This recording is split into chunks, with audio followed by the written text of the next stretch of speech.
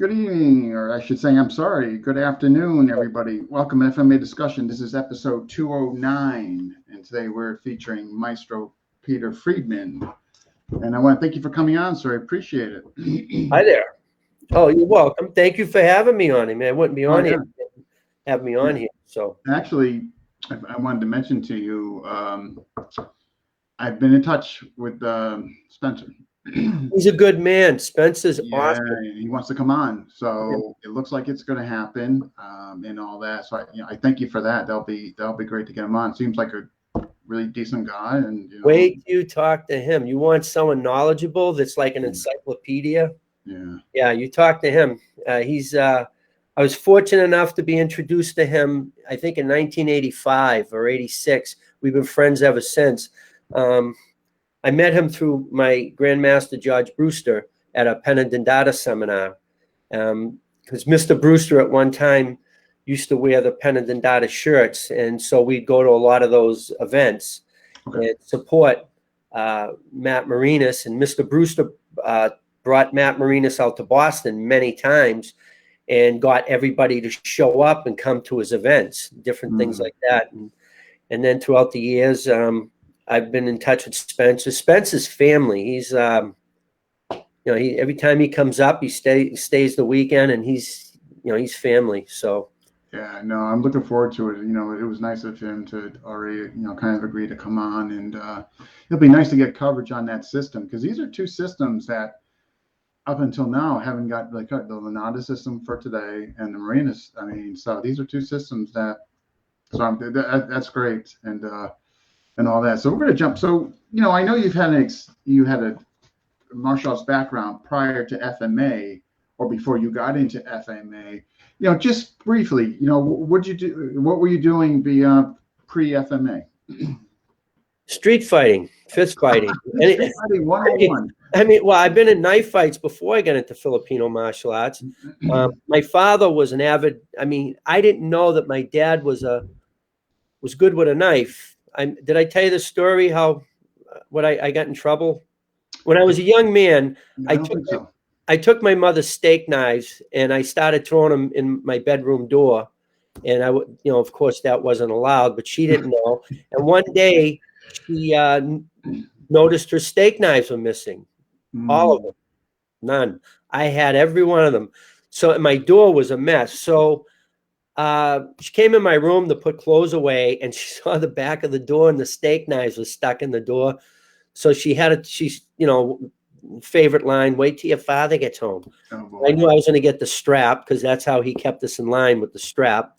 So he got home, walked in my room, looked at the back of the door, and all he said was he just nodded his head, went like that, didn't say a word, and he walked back out the door.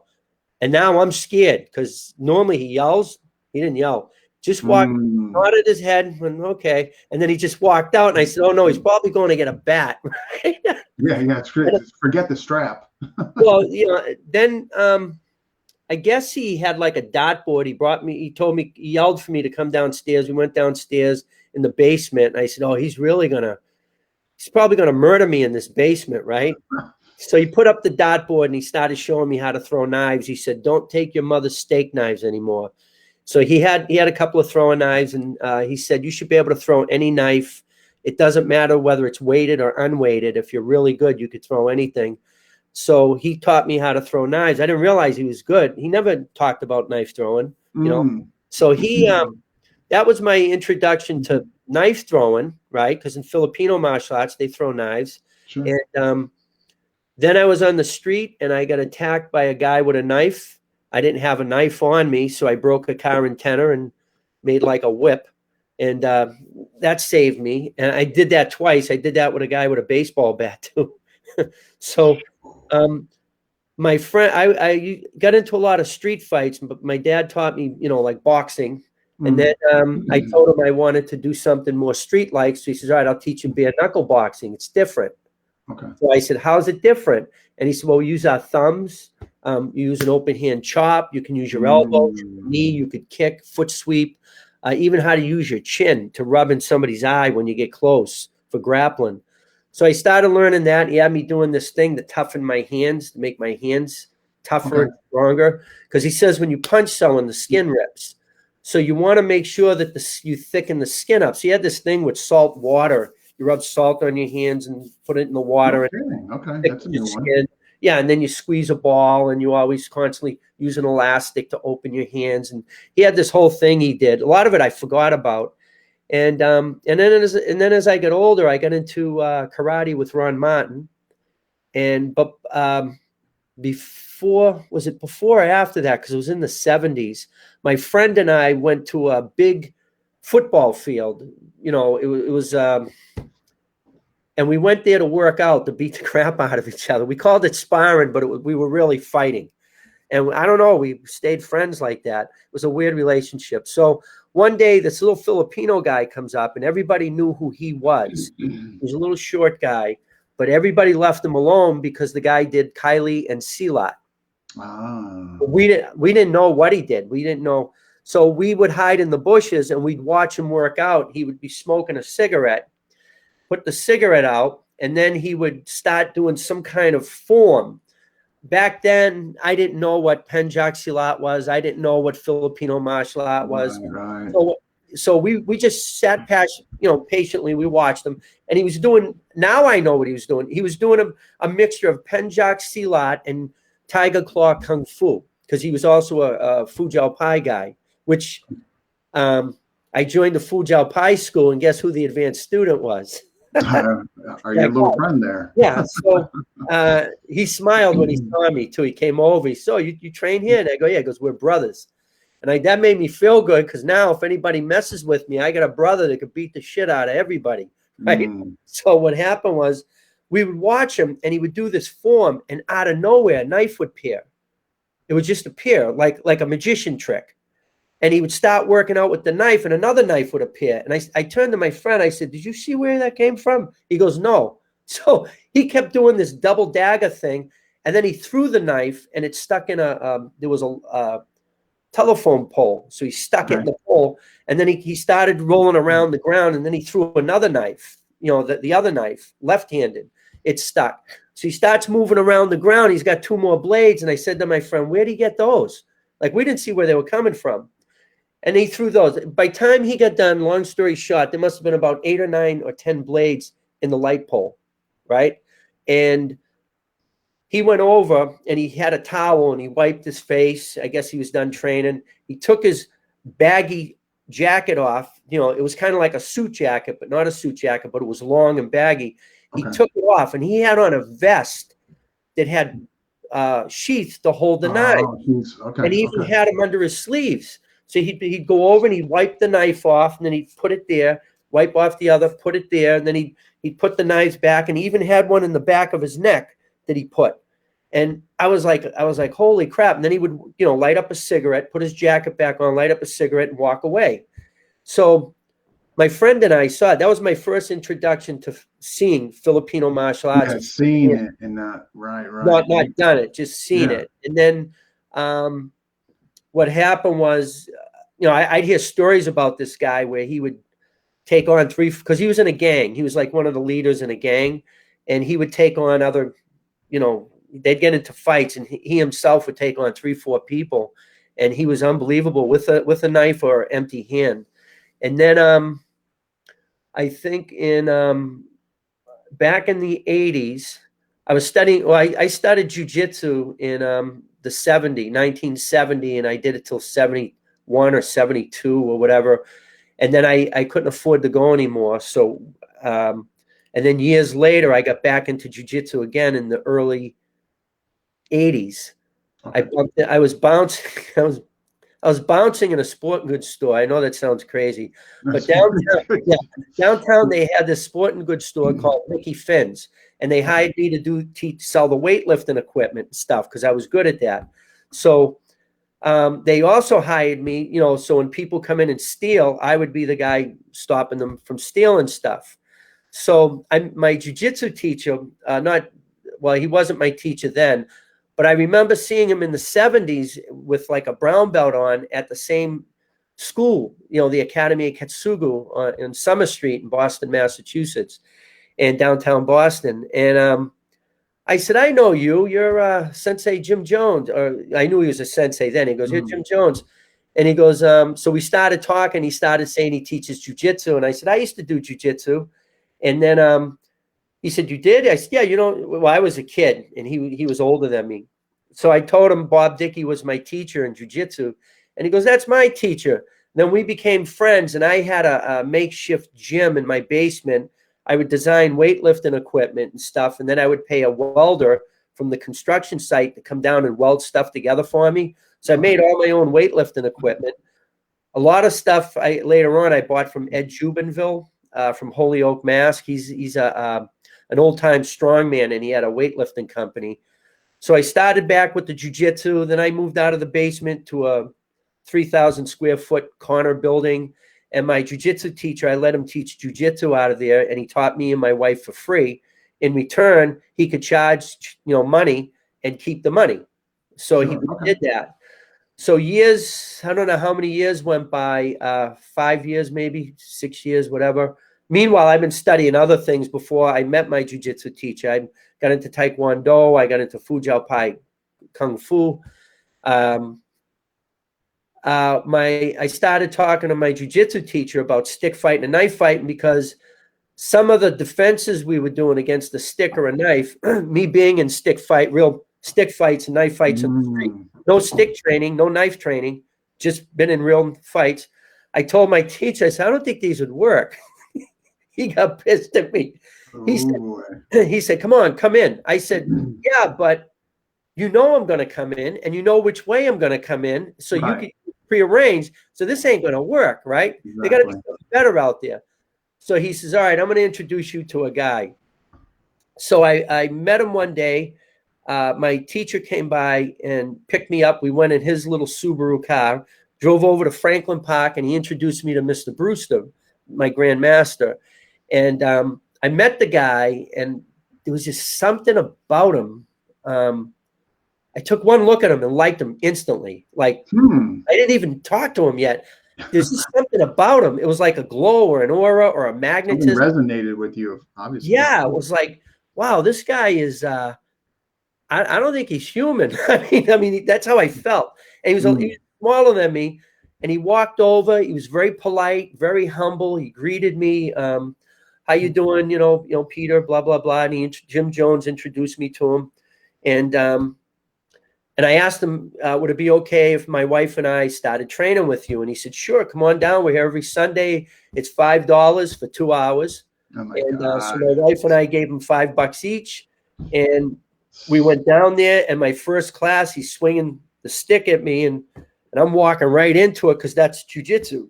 Someone swings a stick, you go for the arm, not the stick. You try to get beyond the stick and go for the arm, and you gotta move quick. And the idea is to move your whole body, not to lean, but your whole head. You just got to appear in someone's face. And that comes from Japanese sword, right? Because if you back it up and your head tilts, you get it cut off, right? Okay. So I met Mr. Brewster at Franklin Park back in, I think, 85 or 86. I can't remember the date. And I started training with him, and he said, first you're going to learn, how to hold the stick. We call it a baston, and we have 5 angles. That's it, just 5 angles. We do the side to side and up and down, but we only do the 5 angles. And we do a downward X and then an upward X, and then you thrust the middle. That was easy to remember. So I didn't have rattan sticks, so I went and got those, what do you call it, like sledgehammer handles. I got a pair of those. Okay. And I started using those until Mr. Brewster got me a pair of sticks. I didn't even know where to buy sticks. At that point, in that time, I can't imagine there were a lot of wholesale places or selling. He went to a furniture company, a rattan furniture company, and he got his sticks through them, and then he would cut them. Or he'd ask them, makes sense.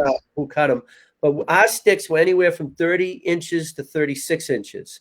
Oh, like Dos Mano. Okay. Yeah, because our system's a Lago Mano system. We go long distance. We stay away and we beat people down from a distance. So when I started with Mr. Brewster, he told me it's like from Arnis to Mano, which is the 5 strikes, right? And then we call it Lanada. And I said, why do we call it Lanada? And he said, because it's Professor Lanada is the one that made this system pretty popular in his area. So I never met Professor Lanada. I saw pictures of him. Mr. Brewster spoke very highly of him. He was very loyal to Professor Lanada. Very loyal. Yeah. And so Mr. Brewster trained with Lanada. But I never like that. That was before I met Mr. Brewster. He would train with Lanada. After I met him, I wasn't in his circle tight enough to be invited to go to those events. Okay. So he would go to those events, and Halford Jones would bring Lanada up, I guess, a lot. Halford, that's right. Halford was under, I keep forgetting that. Yes. Halford is doing, by the way. I don't know. He had something put in his heart. I know. I haven't seen him on Facebook, and I'm like, it's so funny you brought his name up, because like literally last week, I'm like, I haven't like seen him post or anything, and I'm wondering. I should write him. It's my write him, see how he's doing. But Halford Jones would come to the cookout every year, never miss, and he missed this year. So I'm beginning to worry about him. I know. Same here. But he has a lot of knowledge in all Filipino martial arts. Yeah. Yes. 100%. So Halford would sit down and tell us stories about Lanada and things like that. I never met the man. And at one point, Mr. Brewster heard that Lanada passed away from a heart attack, that he had a stroke. So for many years, we thought that he was, crossed over, that he left, he died. And Mr. Brewster was very saddened by that. So what happened was Mr. Brewster was training with Marinas while he was training with Lanada. And then after he heard Lanada passed, he kept training with Matt Marinas. So we were doing, the 5 angles still, and then Matt was adding in a lot of the stuff to the Lanada, right? The Penadendata was, he said, was his family art. And so we did the 5 angles. We did, you go to the outside of every strike and you make your defense, and first you learn how to evade, then you learn how to evade, hit with the stick. Then you learn how to evade, hit, and then do a disarm. Then you learn how to do a controlled takedown, right? On 5 angles going to the outside. Then he called the close quarters, the rapid going in. He called that rompita, right? Yeah, rompita was our close quarters, and that had to be done really fast. So the triangle here, the white triangle, that stands for Lagomano, and the red, where is it? The red, it goes the wrong way. The red triangle stands for the rompita. Oh, okay. And then you notice that he has Kylie over here, Arnis over here, and a screamer on the bottom. So you asked me if we strictly do Lanada, and from my understanding, the core of everything we do, the 5 angles, is Lanada. Is definitely from Lanada. And here we got some folks that are saying, Maestro, hi. Von Batista, hey. Jason Ward, if you're watching, please tell us where you're watching from and smash that like button. We are just getting in the way. We're going to jump into, right now, actually, to what makes Lanada unique. And Maestro is going to give us, he's basically started already. So off the 5. So the 5 was the template that you kind of used. You're going outside the 5. You got your there, and then what you alluded to, disarms. Right. So first you learn how to you learn the triangle footwork, going up on a triangle, going reverse triangle, then going back on a triangle. So our first 2 attacks, where they come on a 1 and a 2, you bob and you weave like a boxer, but you use your stick work with it. The last, the 3 and 4, when they come up to hit your hips or your knees or anything on a 3 or 4 angle, you would use the reverse female triangle. That was the male. The other one's the female, right? Yeah.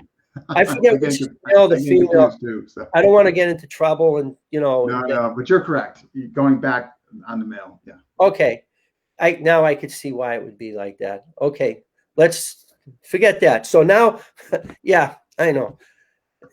It is what it is. It just is what it is. You know what's funny about this? Not to deviate, I don't use those references to my students because if there's a female there. So I just say, hey, we got open, close triangle. Like I never use like the male and female because I just felt like awkward with it, you know.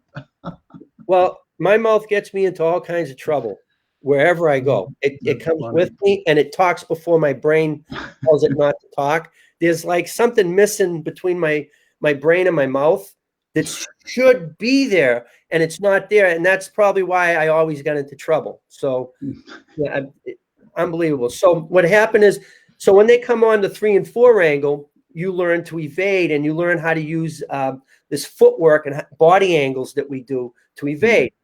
And I was told that was all Lanada, you know. And then you always hit behind the strikes. You never go force on force because then you got to absorb and do a powerful block. Mr. Brewster was big into powerful blocks, but he said try not to do them. Try to go around it so that the energy misses. You don't have to absorb that energy. Gotcha. Spend more time on hitting instead of blocking, right? So we learned that, and when the thrust comes in, we had this lateral foot movement where you step to the side and you turn, and then you step to the side and you turn. So if someone's thrusting, you twist out of the way while you're pulling your hips, doing a foot movement, you immediately hit the hand or the weapon, whatever comes first. Okay. And that's how we dealt with the Lago Mano. So first you did, you're just moving with your stick, and then you learn how to hold the stick to deflect it when it's coming in or block it, whatever, on the 5 angles. Then you learn how to disarm on the 5 angles. And then you learn how to do takedowns on the 5 angle, how to trap the hand with the stick and take a person down. So to me, those were fun because that's jujitsu. Yeah, that was right in your element. Yeah. So Mr. Brewster used to like watching me because I'd come up with all kinds of variations because of the jiu-jitsu. Because we do hanbo in jiu-jitsu, which is the 3-foot stick.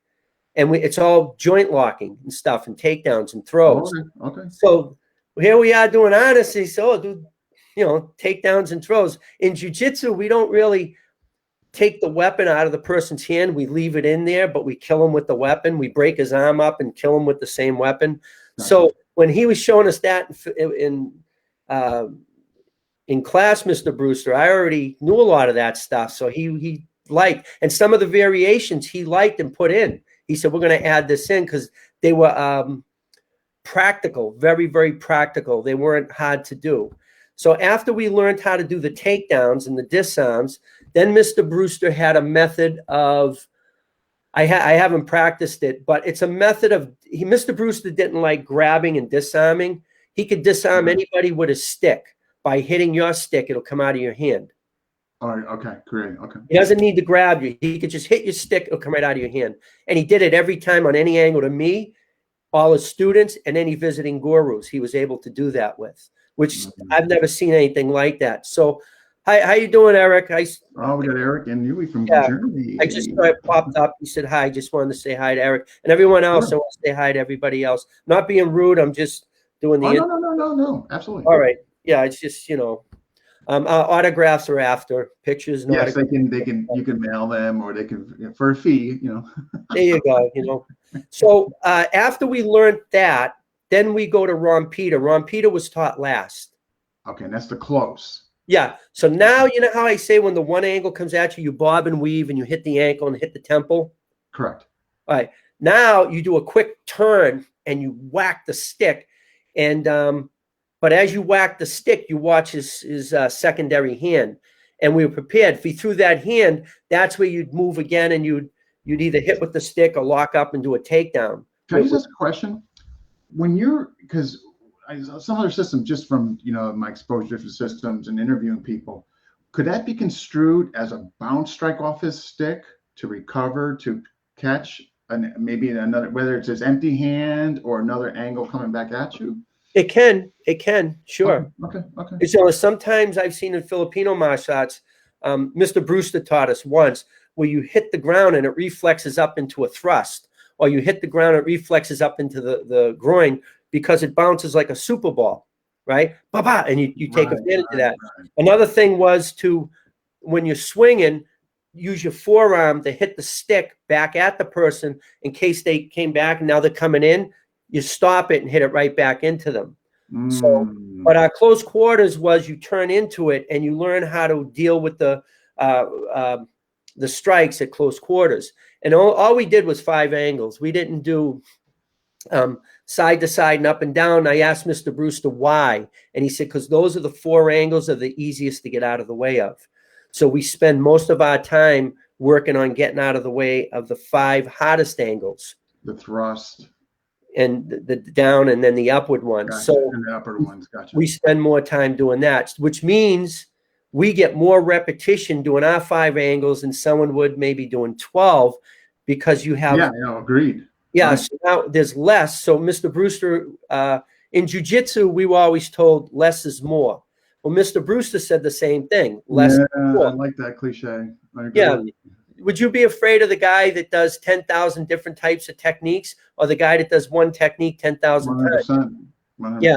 So that's what Mr. Brewster used to use for to get it through our heads, right? Mm. And a lot of the people that trained with Mr. Brewster were street people, street fighters. So when you hit their knuckles, they didn't complain. You hit them in the head, they didn't complain. When we first started, is it too soon to talk about sparring? Let me wait. Yeah, if we don't mind, if we can hold off. Well, there. what do you get next on the list before my? Okay, yeah. No, you were going, so you were. Yeah, but I mean, I don't want to ruin your. No. Speaking of which, Maestro Spencer is here. Ah, there he is. That's the man. That's the guy you got to have on the show. Yeah. We're definitely gonna make that happen. Just here's I like the cover, and this is kind of going in line. Actually, next, because you kind of already told about your initial experience and all that. Just him as a teacher, like, in other words, I've always heard the name, George Brewster, definitely under Lanada and all that. But what could you tell us about, for those who might not know? I mean, you've heard the name, but maybe don't know about him as a teacher and what he tried to convey to you and all that. His main what he really wanted to convey was how to live life, how to live your life, and he did it through the martial arts. Mr. Brewster was a survivor of World War II. He stormed the beaches of Normandy on D-Day, right? Is that right? Yeah, he helped take out the gas tanks for at the Battle of the Bulge, so they wouldn't have gas. He liberated concentration camps. He helped build the bridges to get Patton's tanks over, and he saw a lot of combat. And he went in as a teenager. So when he came out, so when he came out, I guess he was big into Goju-Ryu karate under Yamaguchi style of Kojin Yamaguchi style of Goju-Ryu. Okay. And I guess he went, I don't know what his grade was in that, what his rank was, but one day we were working out and he was demonstrating something and threw a back fist and stopped it about that far from my face. And if he ever hit me, he would have killed me. That's how powerful that back fist was. The wind just hit me and threw my head back. He didn't even touch me. So, I mean, if the man could kill you with his bare hands, but he was like everybody's grandfather. He was very humble. Mm-hmm. He was very strict, with the art. He was into training. You had to do a lot of repetition. He wasn't into fancy stuff. He didn't like doing twirls. Basically, we're just into swinging as hard as we can. Yeah. Then he introduced us to car tires, and he was trying to build us up. He said, what we're known for, Pete. This is what he explained to me. We're known for hitting very, very hard. So when you hit someone with a stick, a bone should break. If you didn't, you failed, right? Mm. We're known for having fighting spirit, never giving up, even when we're losing or dying. We don't give up. As long as you're drawing a breath, you're fighting. And we're known for footwork. We do a lot of footwork, and we're really hard to hit.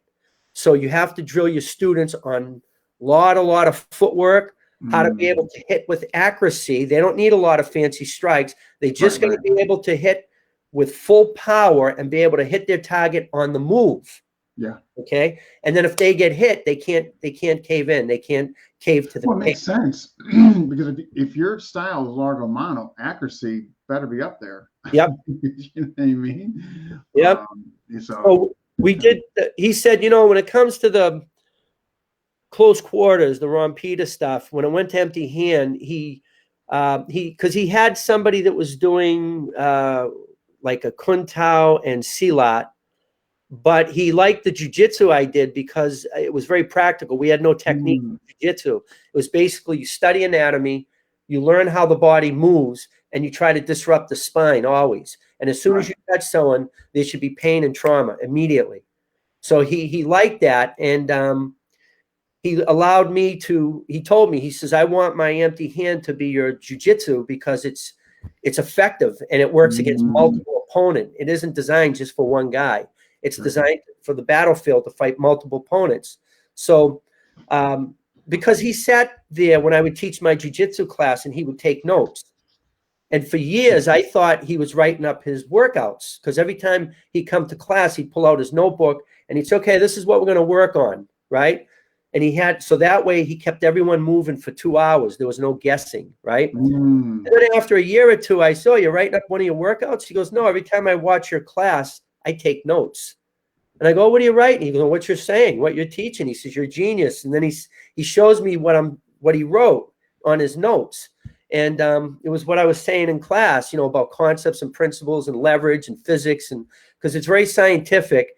And then each student has to create on their own. As long as they get out of the way, they could do whatever they want. Okay. So, but it has to be practical. It can't be something that's going to get you hurt.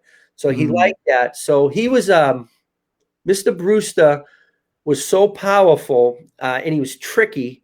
I remember sparring him one day. We were knife sparring. We had on fencing helmets and we had rubber trainers, and we're sparring. And all of a sudden, he did this thing with his head, and then he fell forwards to the ground, and he put his hand on the ground. So, holy shit. So I went to grab him, and he punched me in the chest with the knife and threw me back. And I told him, I said, what are you, crazy? And he got up and he started laughing. He said, I got you. I said, what do you mean you got me? You tripped. He goes, I didn't trip. He says, I studied fencing. That's an old fencing move where you touch the ground and you stab the guy. Okay. He did that 3 more times to me. He suckered me in every single time. I thought he was falling because it looked like, and then he would fall. And I'd go to grab him, and every time he'd hit me in the chest. He said, you sneaky bum, and he started laughing.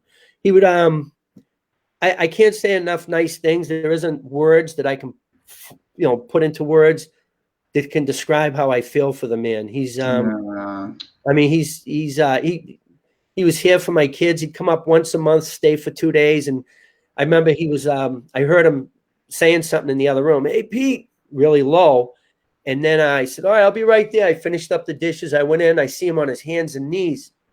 I went, holy shit. So I grabbed him and went to pick him up, and he elbowed me and knocked me across the room. He's a very strong guy. I said, what are you doing? He goes, what are you, nuts? He says, I said, no, are you nuts? Would you fall down? He goes, no. He said, I'm chasing your kids. And my kids were running around the room. Oh, my gosh. All fours. Okay. I'm saying, you're too old for that shit. Get up. And he's like, shut up. But he would do that. Like, he'd come up on weekends and train my students, and he would, teach us stuff here. He would not teach knife fighting at the park outdoors. Oh, he didn't want the public to see it. Yeah. He didn't want anybody to see it. I you know what, though? I understand that. Yeah. Yep. No, you don't want to see any guy just wandering by and like, yeah, I can get that. So that he taught us in private, because I'd meet a lot of knife guys later who asked me where I'd learned my knife work from. And I said, Mr. Brewster. And they'd shake their head no. And they said, Mr. B didn't teach knife. And I said, oh, you weren't in his circle. You have to be in his circle, because he had a lot of tricks, Yeah. No matter how old he got, I couldn't touch him. I mean, he was that good with a blade. Wow. And he'd fool you. You know what I mean? You'd think, oh, here's yeah. Wow.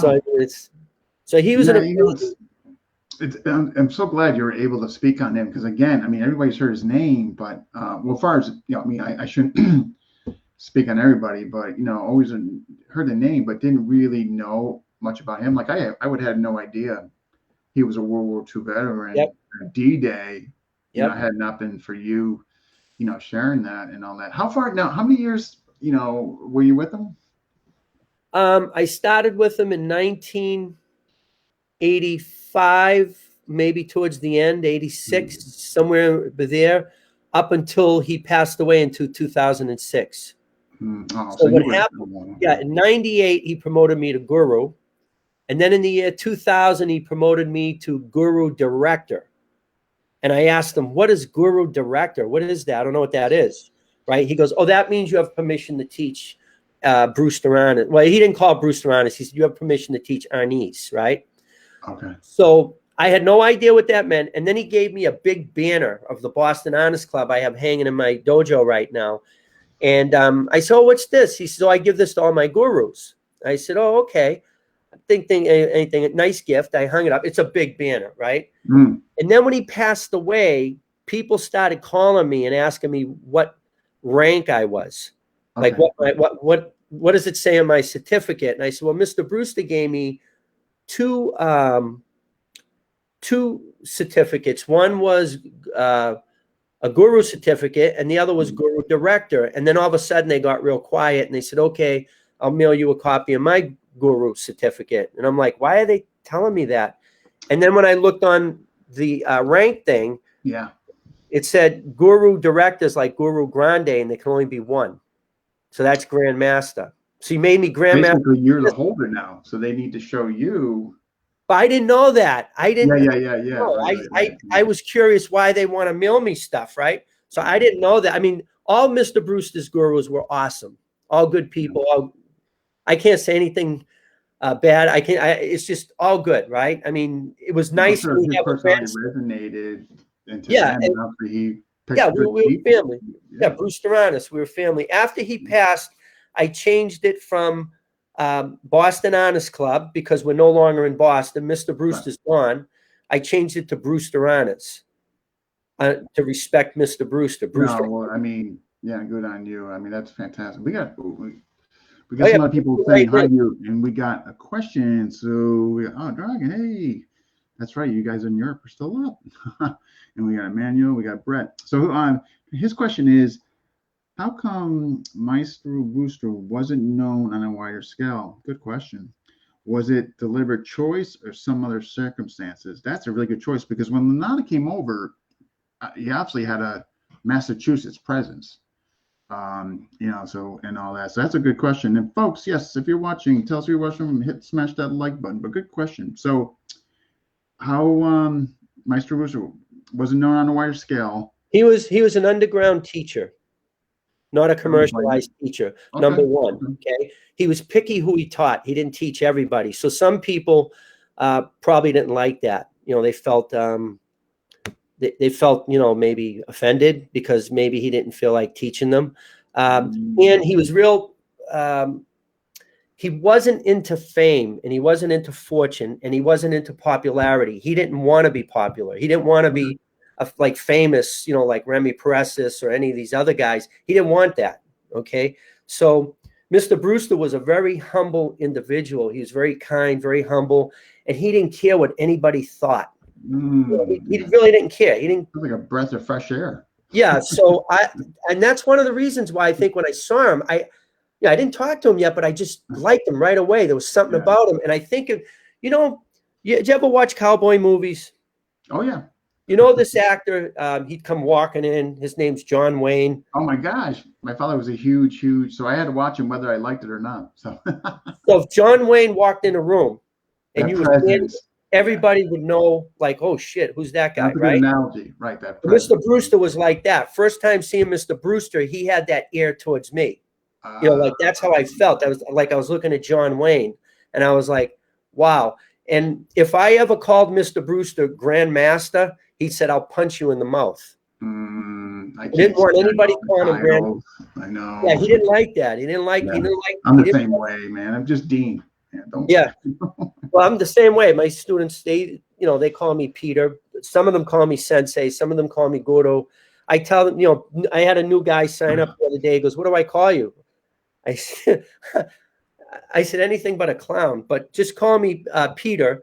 And he says, well, shouldn't I call you by some name, like some title? I said, well, that's my title, not my name.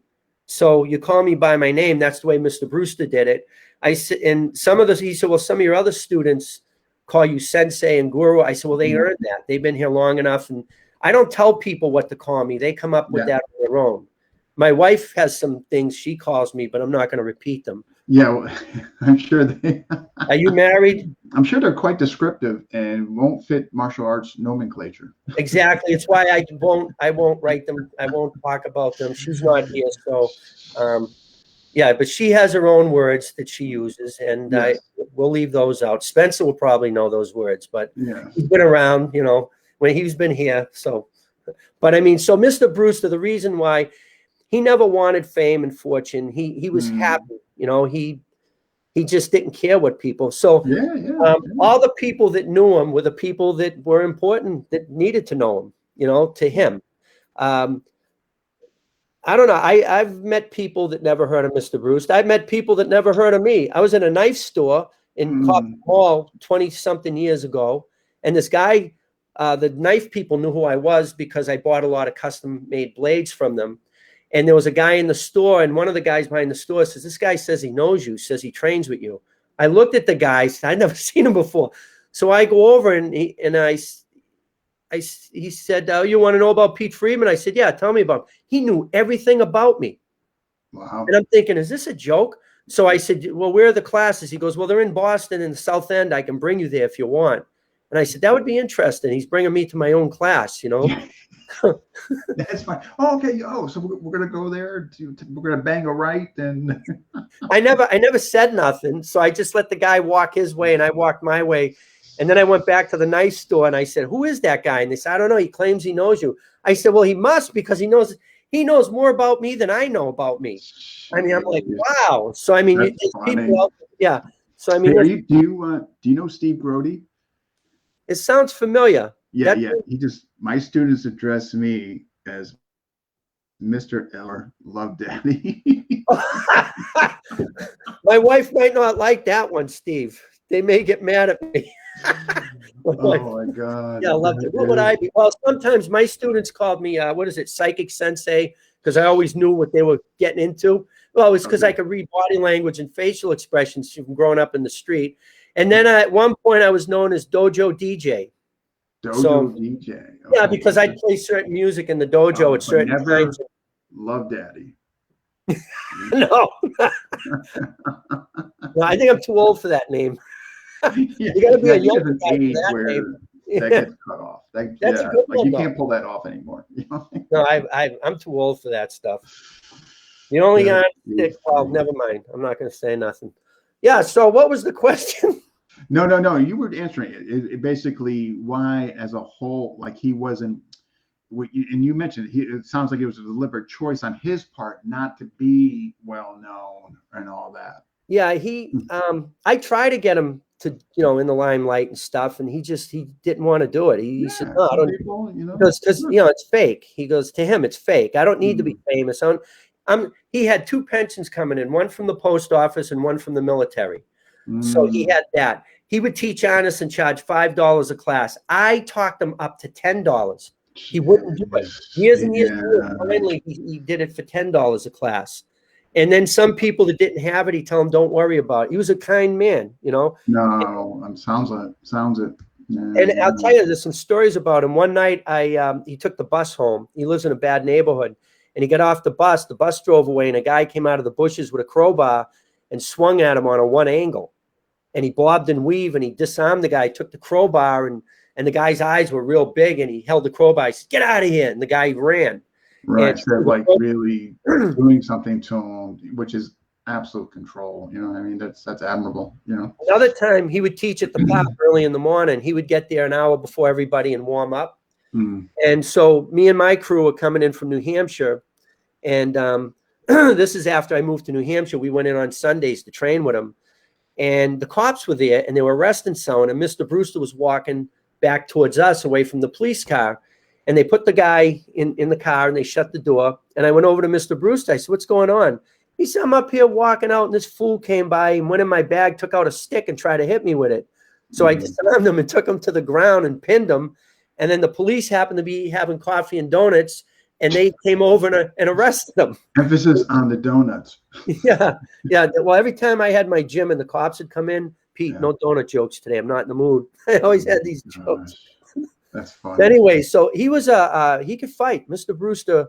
Yeah, he never backed down from a challenge. You know, he was you know, so he was my superhero. I mean, I can't say enough good things about him. I've seen him do a lot, and he brought me through a lot. He would take me places that I shouldn't have been. Wow. Yeah, and then we'd get into special kinds of workouts. And every now and then he'd come over and he'd whisper in my ear, "Pete, school him." And I said, oh, no. No. That meant, teach him a lesson. Turn it up. Yeah, So turn then, the volume up as high as it'll go, please. yeah. So it's fair to say then you are the bearer of the system. Is that accurate or fair? I mean, I had a lot of the honest students, Brewster honest students, contacted me and congratulated me, and they recognized me as the taking over the system. Halford Jones brought 4 or 5 grandmasters here at one cookout, and they wouldn't even shake my hand. And after about 4 or 5 hours of the cookout, they come over with a chicken leg, and they're shaking my hand and hugging me and saying, Mr. Brewster left it in good hands. We respect you. Awesome. Okay. So when they first came, they didn't like me. They didn't know who I was. They never heard of me. Oh, yeah, there's that. Yeah, I know. But then when they went around the cookout and they saw the quality of all the other martial art masters and teachers, students, and there was so much food and people were laughing and having fun. It was just so much fun. They came over to me when they saw my students, how good they were. They came over and said, we recognize you as Mr. Brewster's, takeover of the system. So I was like, oh, thank you. Then they shook my hand and then gave me a hug and then said some nice things and then they left. So, well, that sounds like, that went well. So you continued, all right, obviously to propagate. I mean, you're teaching it and all that. Do you pretty much stay within the Lanada lens? Well, that's what I was trying to get to. See, Mr. Brewster said the core of what I learned first was Lanada. Then later we started doing the Penandindata with Mr. Marinas because we thought Mr. Lanada was gone. Years later, we found out Mr. Lanada was not gone. He had a stroke, and I'm saying his name wrong. He took over. I guess he's Lanada's son. And I eventually reached out to him, and we talked through Facebook a couple of times.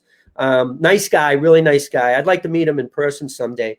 And Mr. Brewster started taking up a collection for money to send to Lanada's family, but then Mr. B passed away, so it never happened, And Mr. Brewster knew a lot more people than I knew in the Filipino martial arts circle.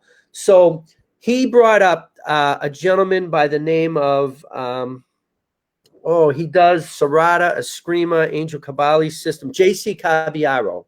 Okay. J.C. Caballero, is that his name? Anyways, I know the Kabbalah system for sure. Yeah. Well, because Mr. Brewster was friends with Kabbalists, he would talk on the phone with him, right? Okay.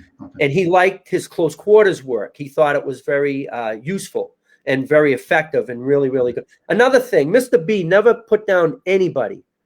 He never put down anybody's system. He never put down any martial art, whether it be Filipino, any system. He always spoke very highly of all systems. Nice. He said it's either a bad student or a bad teacher, but it's not a system. There is no bad system. Oh, I like that. Yeah, so he would never put anyone bad down. And if he didn't have anything good to say, he wouldn't say nothing. He wasn't a guy that spread. Boy, we need a dose of that today, right? Yeah, we need a lot of that today.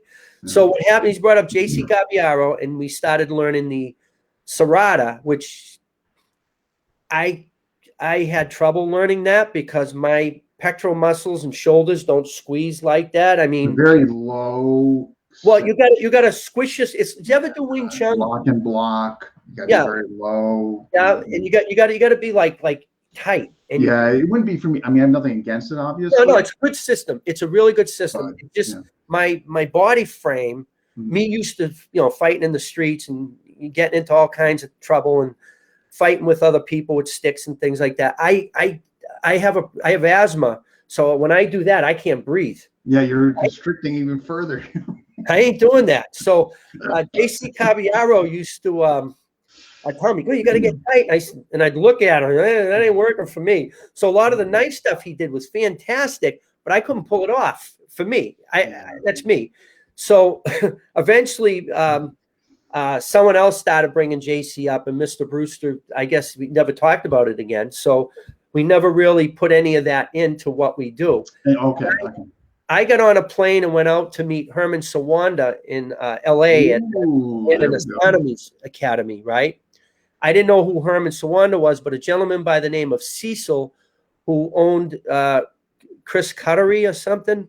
Yes, on California. Yes. He's a very dangerous man. if you talk to him, you'll end up 5 hours on the phone, and your phone bill will be like $1,000. No, but I definitely, Chris. Yeah, yeah. So he's a knowledgeable man, Cecil. Cecil said, I told him I wanted to learn C-Lot, and he said, I know this guy, Felix Valencia, who trains under Edgar. He just passed. Right. He trains. Well, I went out and trained with Edgar. So he said, I know this guy, Felix Valencia, who's an instructor under Herman Sawanda. I'll put you in touch with him. So he put me in touch with Felix. We talked. I got a plane ticket, flew to LA. Felix picked me up at the airport, and I stayed at his house with him and his mother and his father. I don't know if his father was there at the time. Yeah. Because they split up, the mother and father, I think. You know, he just passed away, right? Yeah, I know. Sad. So what happened was, Felix said Herman's seminars on the weekend or something or whatever, but he says, I'm going to train in a screamer.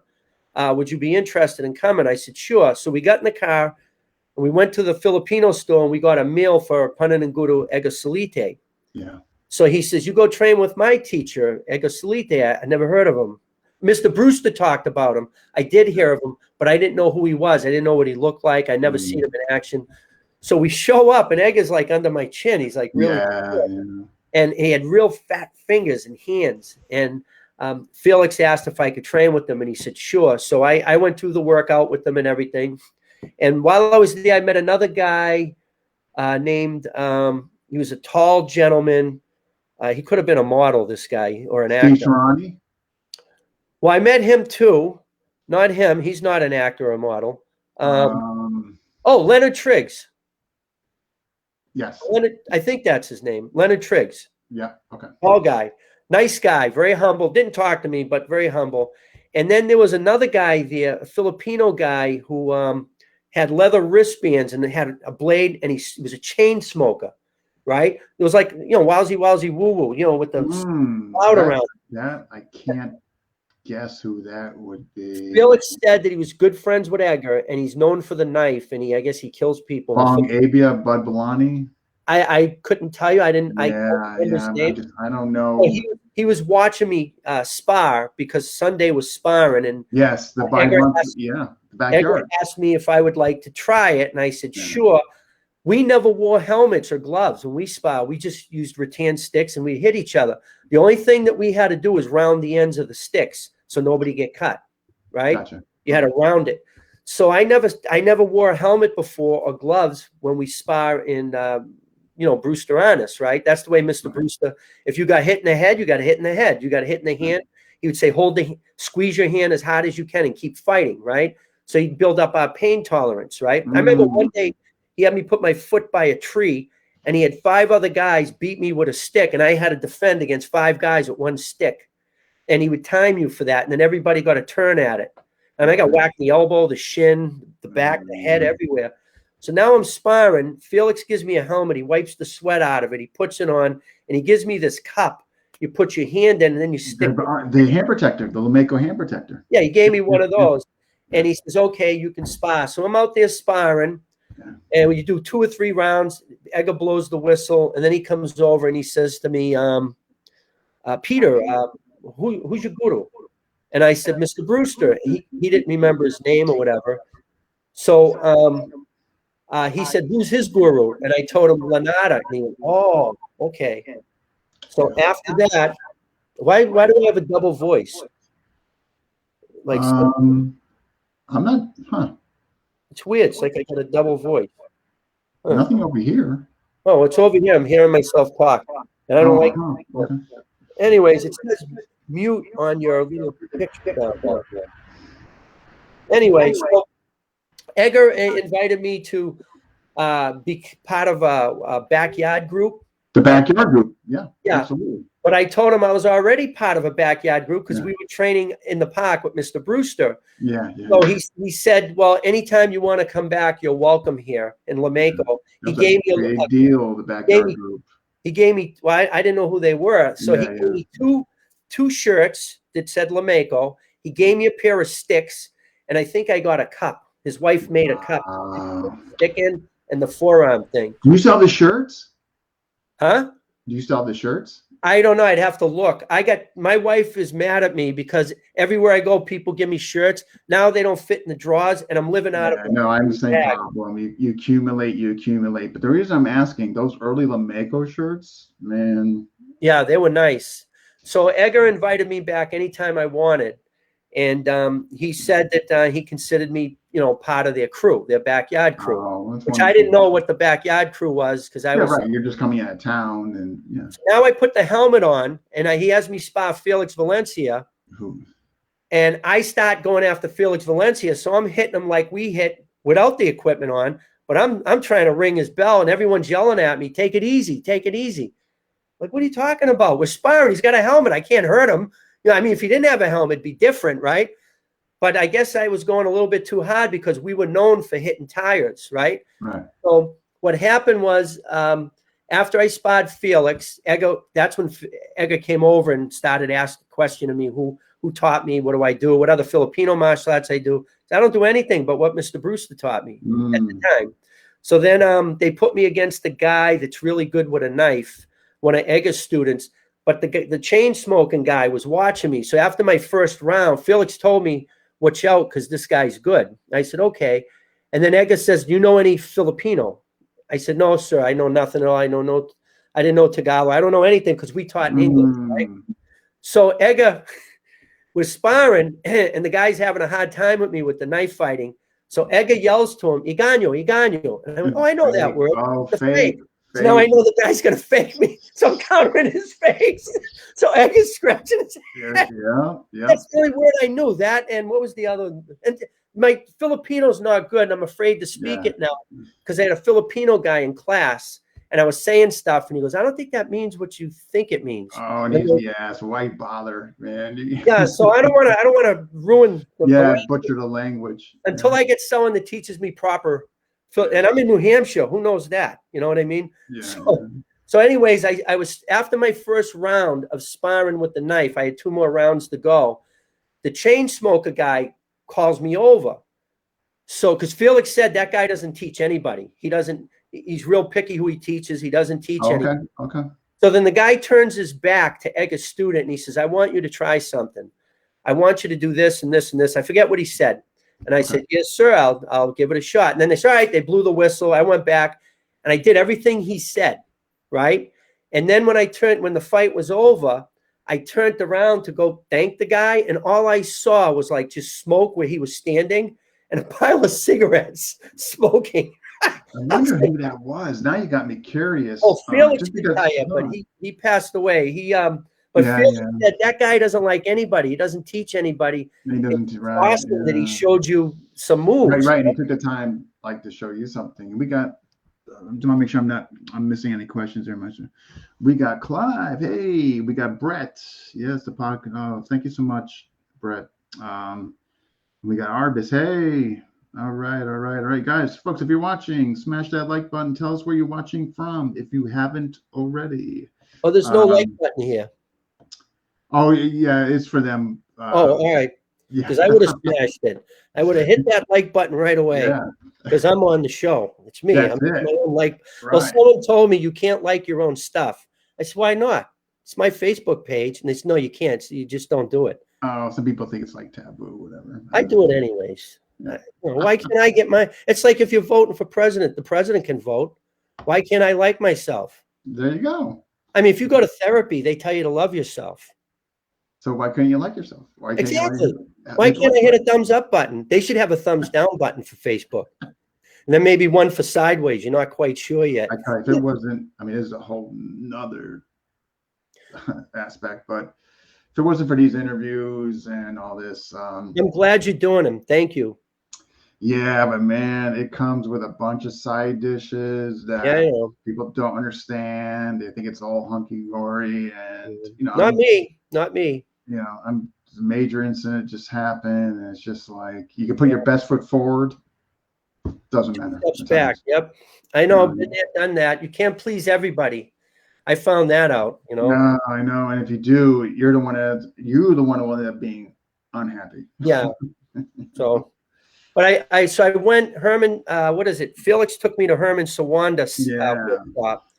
And I was so excited to meet her. I didn't realize Herman was tall. He was about as tall as me. Yeah, you looked at from pictures, anyhow. And there was a guy there that was taller than both of us. He had a bald head. I really liked this guy. His name was Paul. I don't know his last name, but he was good at Herman's Penjock Silat. Really, really cool guy. I gelled really good with him. So Herman started doing the Silat stuff, and I'm going, oh, it's the same footwork we do in jiu-jitsu. So I already knew that footwork, so I only had to concentrate on the hand stuff. So I was moving. So after about 2-3 techniques, he comes over to me and he says, come here, I want to talk to you. I said, yeah, okay. So we go walking away, and he puts his arm around me and he says, who are you? I said, oh, I'm Pete Freedman. I'm a friend of Felix Valencia. He goes, no. Who are you? You teach something. And I go, no, I'm just a student here. I know nothing about Silat. And he goes, you know my art. You know Manda Muda system of Silat. I go, no, I don't. See, because I'm a jiu-jitsu guy, and I understand locks and how they work. Once I see them, I can do it because I know how to lock the body up, right? So because I teach physics to my students, I teach like how the body works and stuff. And so I'm able to do all these weird locks just by watching them, right? So he says, no, you're doing Manda Mude. I said, no, I'm just copying what you're doing. I don't know nothing. I don't want to get in trouble here. This guy's going to crap out of me, right? So all of a sudden he says, I like you a lot. He says, I want you to come to Indonesia for 3 months with me. We'll go in the mountains with the headhunters and stuff. We'll train with them. You'll come down after 3 months. You'll be a guru. I said, how can I be a guru in 3 months? It takes a lifetime. I mean, with jiu-jitsu, it took me a lifetime to get where I am. To be honest, it took me, 20 years, 30 years, to get. So I'm thinking, how can I be a guru in 3 months? So I kind of said that. I was like, I'm a guru in 3 months. And I must have made a face. He goes, no, here's why. You already know stuff. So you just learn. Background. Yeah. That's it. Just learn. You already can do everything. Yeah. So then he calls over the book guy. This guy comes running over with a book, and he opens it up, and he says, where are you from? I said, Boston. He goes, okay. He looks through and he goes, right here, this date, I'm going to your place to teach a workshop. And the book guy says, you can't. You already got that guy penciled in. He paid already. He goes, I don't like him. Give him his money back. I'm going to this guy. Now, my heart's pounding like this because I have no idea what he's going to charge me because nobody in Boston at that time knew what Penjock Silat was. So how am I going to fill a room to make enough money to pay the guy? Yeah, right. So I'm like, what? So I'm like, my heart's, and I'm sweating, and I'm like, no, don't come because I don't, but I don't want to tell him not to come, right? Yeah, no, understood. He wanted to bring me to Indonesia. I don't have a passport. I never owned one. I never wanted to go anywhere, right? I'm a hermit. I like to stay at home. So that's why I'm not popular because I don't travel. If I traveled, I'll be more popular. So you did a seminar circuit. That's changing in December. I'm probably going to be flying out to Montana in December to teach a 3-day workshop out there. And then they're talking about bringing me back on a regular basis and then flying me to different states. So then maybe I'll get popular like other people. So Herman, after that, Herman penciled me in, erased out that guy, and my heart is pounding. Now I can't concentrate because all I can think about is where am I getting money? How am I going to pay this guy? Yeah. Right. Well, anyway, exactly. it never happened. I think he died in a car crash in Germany. The day it happened, they called me and told me. It was horrible. And then I think Edgar passed away from in the Philippines from, I think, 97. Yep. So I trained with them before that, and I never took pictures with either one of them. I know. Don't you regret that? Like you didn't get them? Well, because I wasn't that type of guy. I'm not a type of guy that goes. It's usually other people that come up and say, "Hey, let's grab a picture." No, I know. I mean, every now and then I'll do it as a joke, like let's get a picture. But I wish I did now, because looking back. And then Felix, he got depressed after that. Two of his teachers died, and he was really, really depressed. And he dropped me off for a whole day to stay with Richard Bustello. Did you ever hear of him? Richard Bustello. Oh yeah. I stayed. That guy's funny. He's always fixing his hair and looking at his teeth. Oh yeah, no, definitely. I like that guy. He gave me a really fat rattan stick. I never seen one that fat before. No, definitely GM Bustello. Absolutely. He's an awesome guy. I like him. Liked him a lot. I watched some of his classes and stuff, and I enjoyed that. And then Felix came back like 6 hours later Richard Bustello's like, where is Felix? I mean, when's he coming back? I'm like, I don't know. He just dropped me off and left. Wow. And I don't have a car and I don't know how to get around. Yeah, right. You're not. No, I know. Jeez. Wow. I think I'll zip and let you talk. No, it's fine. No, this has been great. So, okay, so you teach. So, as far as you as a teacher, what do you try to instill in your students? Like, what do you try, and as far as their journey goes, and what have you? Humanity. To teach them to be good people. And to teach them, I love that. Humanity. Like, for example, when we went up to the tournament, right? My students never fought in a tournament before. They never were in a street fight. I'm in New Hampshire. Boston's different. I get students in Boston. These guys been in gunfights, knife fights, you know, all kinds. Up here, there's no crime. You know, there's no crime up here. So I got some students. I started training them like I taught my students in Boston. And I would actually chase them around and wake them up and whack them here and there. But I told them, I said, we're going to a tournament because Mr. Brewster wants us to go. So we're going to go. I don't do tournaments anymore, but I fought in the tournament. They fought in the tournament. And I said, here's the deal. When you go to the tournament, I used to say to this to my bodybuilders and powerlifters in Boston. Now I'm saying it to my Arnis crew. When you go to the tournament, you don't go to win. You don't go to lose. Right? You don't go to get angry. You go to make new friends and exchange ideas and to treat everybody with respect and share what you know. If they ask you a question, don't hold back. Teach them. And then if you have something, ask them to share, get their phone numbers, email addresses, and become long-distance friends. And when we went down there, everybody had a blast because there was no pressure. We didn't care. Experience alone. Yeah, or lost or whatever. But I did stick fighting and I took first place in stick. And then I went over but I got sick. I was like 230 pounds and I dropped down to 170 pounds in like 1 week. So I was like shaking and I couldn't stand. Oh, you depleted yourself. Yeah, I don't know what I did. I had something like going on in me and I was just dropping weight. I didn't know what was wrong. So what happened was we went down there. And I fought the first fight. I was shaking. I said, I hope I lose. But I won. Then I fought the second fight. And I said, I'm going to let this guy hit me. And I won. So I won first place in stick because I think I was fighting Guru division or something. And then I went over. And then later I had to fight knife. And I'm like shaking. I couldn't even hold the knife. So I said, I'm going to let this guy get me. First, I don't want to do this. And I don't want to quit, right? Guy comes in, boom, boom. I'm out of the way. I won, right? 3 rounds, done. Fight the second guy, same thing. Now I fight the last guy. He's really tall, and he goes to come in, and he's a guru too. And I whacked him in the chest with the. I tried to stand there and not do nothing, so he'd get me in the fight review.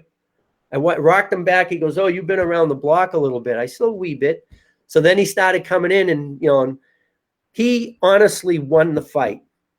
Right? He actually won. So I thanked him for sharing. I picked up some things off of him. I learned. I thanked him for teaching me. Told him he was great, and he was. Everybody I sparred was great. So my students came back with new knowledge on what they need to work on. Yeah. And they found new techniques that worked for them. So that's better than any trophy, any medal, or any title. The experience alone, the relationships, maybe. Right? Yeah. So what we do is we try to teach people to be humble. Like I have a guru work study class here once a month. And what I do is I invite instructors to come, but I also invite beginners. So now you got this guru work study program. And I had about 18 to 20 people in my first class. A lot of them own their own dojos. And I had beginners there, and I put them in front of the beginners and paired them off to see who was humble enough to teach someone that didn't know anything. Okay. Half of them were complaining. This is a guru class, instructor's class. They shouldn't be here. No, you shouldn't be here. I asked them to come to find out who you are as a class. So that was my thinking. So after that, it dwindled down to half the people, but the people that were there were the people that are supposed to be there. Right. Yeah. Like you found out who belongs there. Sure. Yeah. So that's the way I do things. I do things in a roundabout way. No. Hey, if it works and it works for you and gets to your goal of what you're trying to do. Well, it's like when I get around people that are very alpha male or I'm the best and all that. I allow them to be the best. I allow them to be the alpha male. Oh yeah, you are. You're the greatest. Jeez. And I just play into it, and I play dumb and I play stupid. It's an old custom that we use to actually find out a person's true demeanor or true consciousness. When you act like you're beneath them, will they step on you? Or will they bend over? Or they lower themselves because of insecurity. Yeah, or they bend over and pull you up, because the people that bend over and pull you up are the confident people. These are the people that are good. Knowledge. So this is what I kind of instill in my students. If somebody wants to be the best, let them. Matter of fact, when my students pair off, I had 3 new guys come in. When they pair off, I tell them, I tell my students, when someone's in front of you, you teach them and make them better than you. Do your best. Try to. Yep. Try your best. Do your best to make them better than you. You know why? Because then you'll have people that are better than you training with. It's going to elevate your skill sets. Right. It's going to bring you up. Absolutely. But if you try to stay better than them, what happens? Nobody's winning. Yeah. Right. Now I'm better than everybody here, but how can I grow? Unless I fight someone or spar somebody that's better. No, that's a healthy environment. No, I like that. Well, that's how we do it. And there's a lot of laughter here, you know. The other day, we mean you don't take everything serious? No, we don't take nothing serious. Of course not. Everything is unhappy and clown atmosphere. It's a circus atmosphere. My wife walked in the other day. We had like 3 new people. She's Chinese, right? So they don't know who she is. So she walks in. Excuse me, ma'am. The Chinese restaurant's down the street. I think you're in the wrong place. And she says, no, I'm looking for the Jewish deli. Everybody's like, oh, shit. My students got it. But the new people were like in shock. Yeah, they're like, you're like PC today and the whole, yeah. No, we have fun. Every class we do, my students are laughing and we're having a good time. Because when you laugh, your brain releases chemicals and you retain what you're learning. No, you're calm. It's real easy. Yeah, if you're afraid to learn and you're nervous, and self-conscious, you don't retain things. And every time you got to teach the person the same exact thing every time he comes to class. But you make them laugh, that memory releases chemicals and they retain what they learned for that day. So that's one of the reasons why. And the other reason why I can't help it is just who I am, you know? Yeah, no. It sounds like a great environment. I mean, it is. We welcome other people to come here and work out with us, share their knowledge. We share ours. We don't hold back. And when I teach, if I get a group of different martial artists, I don't teach Arnis or I don't teach Ketsugo Jiu-Jitsu. I teach physics or I teach science. So in other words, I'll say, all right, here's an idea. I don't say, well, here in Jiu-Jitsu, we do it this way, or in Arnis, it's done that way. I just say, all right, here's an idea. That way they can take that idea and apply it to their art. They can bring it home. Yeah, I like that. That way they're not thinking it's an Arnis technique or a Jiu-Jitsu technique. Right, you're just giving them a concept. Okay. Right. So now they have a concept, they have a principle, they understand the science, and they know the physics behind everything. Now they can make it work. So if it's not working, they know how to troubleshoot it and make it work themselves. That way, everybody learns their own way. So each one of my students move different. They're all learning the same art, but if you look at them, they're completely different. Yeah, so they should be. Yeah, when you spar them, every one of them spars completely different. So I'll see some guy, you know, he's kind of like laid back. I'll teach him to spar laid back. I'll see another guy that's aggressive. I'll teach him to spar aggressively. So everybody does it different, and I let them become their own martial artist. I think that's because what does the word artist mean? Somebody who's creative, that invents, that draws, and paints, right? Got to be very creative. So we're martial artists. See? So I let people do that. Yeah, martially creative. Are people still writing in, or are they bored? No. My wife says she's always the students left when she wonders if we're actually training. No, Steve Grody. I see it down the bottom. Yeah, treat people with respect. That's crazy talk. Yeah, absolutely. Yeah. Jeez, you cannot help somebody up the hill without getting. Yeah, absolutely, Brett. Absolutely. Another thing too, our dojo is a family. So if one person is in trouble, we all go. So let's say your water pipe breaks, we all right, who's the plumber? That's nice. You know, the roof's leaking, who's the carpenter in the group? So if I got ran over up there, I got ran over by a moose. You got right. Speaking of that, bring the stretcher. Dean's laid out on highway. My wife almost hit a mountain lion coming home from work But New Hampshire claims there's no mountain lions in New Hampshire. There's just a sighting in Connecticut, just a sighting. So if they're Yeah, in right Connecticut, there's nobody telling me they're not in New Hampshire. And my daughter was driving behind her and saw it too. So yeah. No, you guys have to have them. If we have them, you guys definitely freak out. Oh yeah. Well, there's a lot of people writing in, huh? Or is that one guy right? Yeah. Hey, you know what? When somebody like you, if you really like, if they see your purity of heart and that you have good intentions, it resonates with the audience. Absolutely. Yeah. Definitely. So what this camp was that? Well, I was going to say, Mr. Brewster always said, "Keep it real, and the training must go on." That's his line. The training must go on, and keep it real. And what he means by keeping it real is, can you fight? You're practicing a martial art, but if somebody came in and challenged you, can you fight? I had, I probably shouldn't say this. I had a guy come in and challenge me to a real fight one day. So I said, hold on. I mean, a real fight, right in my dojo in front of some of my students. I said, hold that thought. I went over, I grabbed the stick, and I hit him right on the head as hard as I could, knocked him out. We dragged him outside and left him in the alley. He got up later and walked away, but he never came back and did that challenge again. See, I grew up fighting for life and death. I could have died any time. I mean, I got shot in the side and in the leg once. I got stabbed in the side, whacked in the eye with a bat. I got hit with pipes, chains. So my mentality is, if we're going to fight, it's to the death. Otherwise, don't challenge me, because I'm not going to waste my time, because I can't afford hospital bills. And I'm too old right now. I can't. What can I do? I'm 62 years old. I mean, I could still knock somebody out, and I could still do what I can do. I got the jiu-jitsu. I don't do Brazilian jiu-jitsu, which I think is awesome. It's an awesome martial art. Yeah.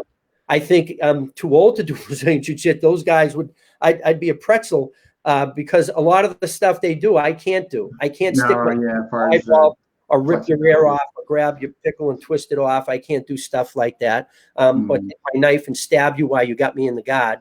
But I still think it's a valuable martial art, and it's really good, and I enjoy watching it. My jiu-jitsu is a Japanese form where we stay on our feet. But if we go to it gets real, because on the ground, we have a way of fighting on the ground. As a matter of fact, I posted a couple of videos showing some of our ground stuff, and a lot of Penjak Silat masters and teachers and instructors wrote in and asked me what kind of Silat I did. Even Herman Sawanda asked me what kind of Silat. I don't do Silat. I love Silat. I love watching it. I love their ideas. I love everything about it. I just don't have time to do it. We had a guy right in my backyard, Ismail Sujati, great Silat guy, right? Lives right in New Hampshire, an hour away. He came and he destroyed his classes, because he came, we had class 10 in the morning. It's now 5 in the afternoon. So one of the guys goes, I got to get out of here. What time's this class over? I said, I don't know. I'll go ask him. I said, Ismail. He goes, yeah. I said, what time's the class over? He goes, when the sun goes down. What do you mean when the sun goes down?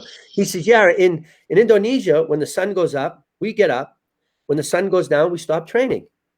So I told the guy, and the guy says, what does that mean? I said, when it gets dark out, he stops. So the guy said, I got to go. So he left, and we had a big class. After that, only 2 people showed up.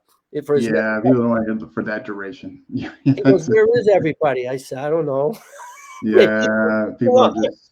But it was, what a great deal, though. But so he started traveling the world, and I don't know where he is today. But it's just Penjak Silat is like, my jiu-jitsu looks like that, but it's actually Japanese jiu-jitsu. Interesting. We don't have prearranged technique. We have ideas, and I'll show you how locks and throws can work, and then you try to invent your own. As long as you stick to anatomy and you understand how the body works and how the joints work. The elbow is a hinge joint. That's a saddle joint. This is a ball and socket joint. So when you understand, you could figure it out on your own how to do locks. In real jiu-jitsu, there's no locks. Every lock is actually a break. The only reason we do a lock is because we have a training partner and we don't want to break them. Yeah, right. So you continue to have a training partner. Yeah, because I get these people all the time that say, well, if you do that to my wrist, I could punch you in the face. And I go, yeah, if I let you. So if I do this to your wrist, I'm not going to pose. I'm not going to stand here. I'm going to snap your wrist and break it. And if you do hit me with the other hand, I'm already prepared for it. I'm ready to move. Yeah, right. You're already taking that into account. Because I train that way. A lot of people don't. They train just one way. So you had another question? No. This has been great stuff. I want to, just for the folks, because we're coming up on an hour and a half, but we'll get it. Wow. Oh, yeah, I know. Time flies. It was like when 10 minutes. I know. I know. That's what happens. I got a little clock over there in the corner. I can't see No. without glasses. It's great. Let's hear about this camp. Like, I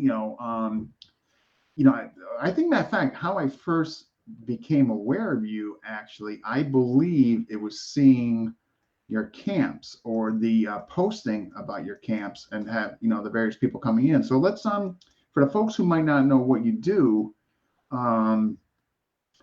like, when did you start? When did you start doing? What was the inspiration for you to do these camps, and when did you start doing them? I did them for one reason, just one. I did it for Mr. Brewster. When I moved to New Hampshire, I always wanted to have a place where I could have a cookout, where I could set up a grill and grill burgers. I couldn't do it in Boston. Probably have the fire department coming down. I almost got shot for practicing the bullwhip in the alley. Cops came, 2 cops, and they pulled guns on me and they're ready to shoot me because I was cracking a bullwhip. Yeah, like, what are you doing? There's no liberties there. So I moved up to New Hampshire and I wanted to do a cookout for Mr. Brewster. So I started a cookout just for my students. Mr. Brewster came up and he would teach for 2 days. First it was 1 day. He'd teach for 1 day and he'd train, he'd sleep over, and I'd drive him home the next day, right? Because I'd go into Boston, pick him up, and then I'd drive him back to his house after. And so my students would come, we'd all train and everything, and he would teach us, for 4 or 5 hours, and he'd sit back and everybody do their own thing, train. And then what happened was some of the students said to me, well, I train in Okinawan karate. Can I invite my sensei and the students? I said, sure, bring them up. And then that's how that happened. Okay. Another guy said, well, I do Taekwondo. Can I bring my students? Sure. Another guy said, well, I do Kung Fu. And throughout the years, it grew into this big thing. So we had to make it 2 days because 1 day wasn't enough. Because now I got people flying in. I got people driving in across the country, and they're setting up tents in my yard. My wife says, what is this? I said, I don't know, but it's really cool. So it's a free event. I don't charge for it. It's potluck. You bring your own food, your own drinks, no alcohol, because no alcohol makes it stupid. So no alcohol allowed on the premises. Plus, a lot of the guys are in recovery. A lot of the instructors are in recovery. A lot of the students. Okay. So we can't have alcohol on the premises. And I don't drink. I'm not a drinker. Which for the best yeah. So I started the cookout for Mr. Brewster, and then other students asked if they could bring their instructor. Their instructor would ask if they could bring their instructor. So we started to go up the chain of command and instructors. We started getting master teachers here, and it just grew and grew and grew. And so great. So now it's a free event. We got Joe Dera, who holds records in knife throwing, and he comes for 2 days with Rebel and Raphael, and they teach knife throwing. That you're learning from a guy that holds the record in the Book of Guinness how to throw knives for free. Yep. That's crazy. And then we have Ron Kozakowski comes, sets up 4 tables in a square. Yeah. Holds it up with all his swords. DFW. Yeah. Then we have another guy, a blacksmith, come and he'll bang out a knife or a tomahawk for you. And that alone, I would love to see that process. Well, you come up, he'll actually have you do it. You'll actually do your own knife. He'll have you make your own knife. So that'd be incredible. Yeah, we have all different styles, and we don't care about style. We care about and knowledge. Let's say we got a guy that does a certain martial art. I'm not mentioning a name, and he does this martial art, but he's missing things in his art. Now, this guy over here does another martial art, not mentioning names, but he has all the answers for the guy missing stuff. So now he puts the stuff back in his art that's supposed to be there, but got lost throughout the years. Now his art is more complete. That's the goal. So we want everybody, because if people have complete arts, there'll be less shit talking. Fact, if people have a complete art, they won't feel insecure because now their art is complete. They have everything they need. Mr. Brewster had everything he needed. That's why he never talked bad about anybody. If two people were talking about a teacher, he'd walk away from the conversation. That's the way he was. Yeah. If you're missing something, then it makes sense. Wow. And I like that about him because I don't like to say things about people either. And now I found a guy who thought like I thought. It's insecurity on their parts. It really is. So the cookout grew into a big thing, and now they're talking about they want me to buy some land so we could set up firearms, we could set up ditch medicine, we could set up So you guys can really expand. survival. Yep. So in the future, if money comes in, somebody else Yeah. loaded, Yeah, if you're not gun loaded but pocket loaded, and you got Yeah. millions and millions of dollars, and you want to buy some land, I have all the contacts for firearms instructors, medical people. We could set up barracks, and we could have food catered in, and all kinds of great stuff. And we can even get guys to teach you how to drive a car and load a gun with one hand while you're driving and shooting. I mean, yeah, I have all the contacts. I can't make it work because I don't get the capital. No. But what you're doing already is, I mean, so so you hold this pretty consistently every time of the year, correct? Every year we hold. We didn't do it when COVID came out. Yeah. Because everybody freaked out. My students, understood. I did it for my students. It was just us. It was just a small group, and we had burgers and steaks, and we were throwing knives and tomahawks and flipping each other around, and we had a great time. But then the COVID, everybody started getting scared. I know. But I did it anyways. I just didn't invite anybody because a lot of people said I'm not coming.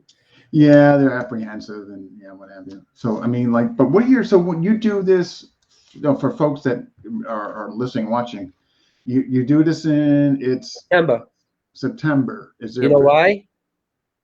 Go ahead. No bugs. No bugs. No bugs. I'm sick of bugs doing the backstroke in my coffee. And one of the guys went to Germany, God bless his soul, and brought back a cup. And it has a lid with your thumb, and the lid opens up. I make my coffee, and then I shut it. No bugs. No bugs. Every day I make a cup. I'm typing. I go to grab the cup, and there's some asshole bug doing the backstroke. I'm like, hey. He goes, what are you looking at? I'm like, what are you looking at? Get out of my cup. My God, that's too funny. That's not your hot tub, buddy. Get the hell out of there. Now I can't drink because I don't know if he went to the bathroom in my cup. So I don't know. You gotta dump it. Yeah. What weekend in September do you try to do? It's usually the second weekend because what's the first weekend? That holiday. So it's usually the second weekend. We do it for 2 days. Although people are complaining and thinking we should do it for 3 or 4, but my wife will divorce me because it's a lot of 2 days is enough, man. You're basically leasing out your property for free for 2 days is enough. It's on Saturday and Sunday. People start showing up on Thursday. Yeah, that's enough, man. 2 days. No, but I absolutely love it because I love. No, I know you'd be up, but then I just think because then if you make it too long, maybe you're going to lose the essence. Yeah. Or, Well, I don't know these people. I mean, I get them every year. They're crazy. And the crazier they are, the more people love them. Because you can be crazy and come here and be accepted. It's just, Yeah, right. Yeah, because it's all open-minded people, and they're not going to judge you. And I mean, we get guys come here and they bring pounds and pounds of bacon and eggs. So we got people constantly cooking bacon in the morning, like 5 a.m. in the morning. We're cooking bacon. We're making fried potatoes with onions, eggs, toast. I've got a big pot of coffee on, and then we just start waking people up, and they come in shifts. It's like a free breakfast. It's like. And then we make everyone lunch, and then if they want to eat again for dinner, they can. And it's and everybody's talking, and they're shooting the breeze, and they're going back and forth, and new friends are made here, new contacts are made. And I get all kinds of people. It just sounds so great. It just sounds absolutely wonderful, and I'm looking forward to it next year. Oh, you're invited. Maybe you can interview people while you're here. Oh no! As long as I have, you'll have internet connection. I know the password. Yeah, I can tell you. Charger. Internet, I'm good to go. Yeah, I got that. That. No, that'd be neat. Right in the spot, I could just people, Plus the guys, I think you'd get along with everybody here. Some of them easygoing. Yeah, I'm pretty easygoing. I got some really really cool guys that are wicked funny. Wicked. That's Boston. Yeah. Wicked. Another thing in Boston, we don't use the R. I think it's because all the Irish people moved in Boston first. Yeah, because instead of R, we put an H there. So instead of car, it's car. Car. Yeah, I got to park the car in the Harvard Yard. Where'd you park the car? In Harvard Yard. So we don't use the R, we use the H. I don't know if that's an Irish thing or not. I don't know. That's a good question. I'm not sure either. Yeah, but, I'm definitely looking forward to it. So, all right, so we got the camp out of the way, and because we're coming up, and just so I don't be late. Did we skip anything? Future projects. What do you got? So what are your future goals? What do you want to do besides your camp and all that, what else you got cooking that you would like to do? Well, I want to get into gunsmithing, knife making, and I want to write books. Good for you. You So know, what's like stopping you? me. I stop myself. That's what's stopping me is me, you know. That's why I asked though, because that's always the answer. Oh, Well, me. I'm going to be honest. I'm not going to lie. Yeah. I'm not going to blame it No. on something else. You know, it's me. I mean, if Yeah. I want to do it. So I went out and I had a 1-burner forge. I didn't like it because it was too small and I want to make swords, Yeah. you know. So I actually sold it to a gentleman that I'm good friends with, James Gagnon, and he owns, I forget the name of his forge. Oy vey. Okay, anyways, he's a blacksmith. He's amazing. He makes knives and tomahawks. He's the gentleman that comes here and does that every year. So I bought a 3-burner forge, and he came and he hooked it up for me. I got a couple of anvils, and now I'm just waiting on tongs. I don't have any tongs to put the metal in or out. Oh, okay, gotcha. Okay. So I need those. Otherwise, you burn your hand. And then so I want to get into knife making for myself. I mean, not to sell. But I want to make it myself. But I mean, if somebody likes something, they want to buy it, fine. But I'm not doing it for that. No, you're not right. I'm doing it because I enjoy it. It's like takes my mind off of stress. I think about it. You got a hammer, you got an anvil, you got hot metal, right? So you're over there with your hammer, ba boom, ba boom, ba boom, right? All your stress goes out the window. Yeah, right. It all out. That's gotta be so enjoyable that you actually are creating and making something. You know what I mean? Well, I do plastic right now. But that's just cutting on a bandsaw, going to a belt grinder and drilling some holes, putting some handles. I mean, create with the plastic, right? And it's like drawing. If you draw and it takes your doodle or whatever, and it takes your mind off your stress, that's what making the training blades do. So I make plastic training blades, and I've been selling those here and there. I don't push it because I don't make it to really sell. I make it because I enjoy making them. So I'll make 10 of the same knives, and each one will be a little bit different, but they look exactly alike. Now what am I going to do with them? So then I sell them because they're in the way. So yeah, right. Because maybe like what you would like to do next. You know what I mean? Sure. The process is nice. I like going through the I think of something. Sometimes I could take a piece of plastic, right, and just go over to the belt grinder, and all of a sudden a beautiful knife comes out. I had no plan. I just go into like a meditative state, and a knife comes out, and everybody that picks it up says, "Man, that's really nice." That is yeah. I mean, because I'm really big on making the handle feel good in your hand in case you have to cut or thrust with it. It's a good knife. But yeah, next year should be a bigger one because I got more people. I may have I shouldn't say I may have celebrities next year. But I don't want to go into who. No. You don't want to ruin that surprise. Yeah, and I may not. And then something may came up. They may have to take on a project or do something. But because we've been getting an interest, they're starting to hear about me too. No, absolutely, you're getting exposure. I mean, people are hearing about what you're doing, and I mean, I can't. I'm looking forward to it. It's fun. It's always fun. Everybody leaves here with a smile. They leave here with a new friend. They leave here with new contacts. People bring their families here. I mean, I got kids out there, 3-year-olds, sticking knives in the bullseye. Yeah. So we show how to throw bow shuriken. That's the spike. We do knives and we do tomahawks. I wanted to add overhead axe throwing, like lumberjack, and I wanted to add spear throwing and archery. So that would be neat. Yeah, we got to get out and back with a bobcat and clear out the back to set up the ranges so we can do that. I got a shooting range in the backyard, but I don't use it that much. I get steel targets. Every now and then, if I put a trigger in the gun, bing, bing, bing, and I want to test it, I go out back. So what I love about New Hampshire, I did that in Boston. You'd have the SWAT team kicking your door. Yeah, and then some. Wow. But this has been. I want to thank you so much for coming on. This has been absolutely wonderful. I really appreciate it. Folks, I got to hear about the Lanada system, your teacher George Brewster, your camp. Yep. You know what I mean? So I mean, this is my opinion. This has been a home run, and I thank you for coming on. And yeah, definitely. So what I do is I download it, and what I'll do is to the YouTube channel, and then I'll definitely send it in Messenger to you, and so you can share it wherever you want after I do that. And so someone had a question about sticking the knife in a doorway and doing pull-ups. Oh, did I miss something? Let me find it.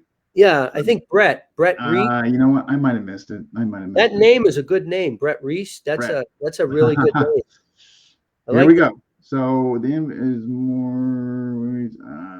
Yeah, you put the knife in the top of the door jamb and you grab with two hands. And you do pull-ups. You can do it that way. Your body slides against the door, kind of sucks. Yes, here it is. How did you place your knife in a door jamb to do pull-up? That's his question. Okay. Well, the door jamb has to be a strong door, or you can break the door or the door jamb, and the knife has to be thick enough not to snap.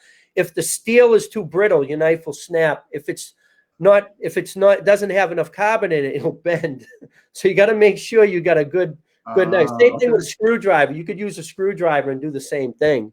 You know. So you're saying, okay, great steel. Okay. And as far as what's steroids? What's Sturgis on steroids? What's that?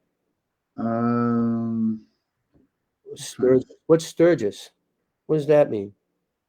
You know what that word means? No, I'm not sure. I think it's the name of a country. I never been to that country. It sounds like he went to that country and they sell steroids there. Like, maybe, yeah. Oh, I think that's actually a steroid on steroid. Yeah, it's got definitely some reference to something. Yeah, definitely got to trust in the steel. You got to know who made it and what's in it.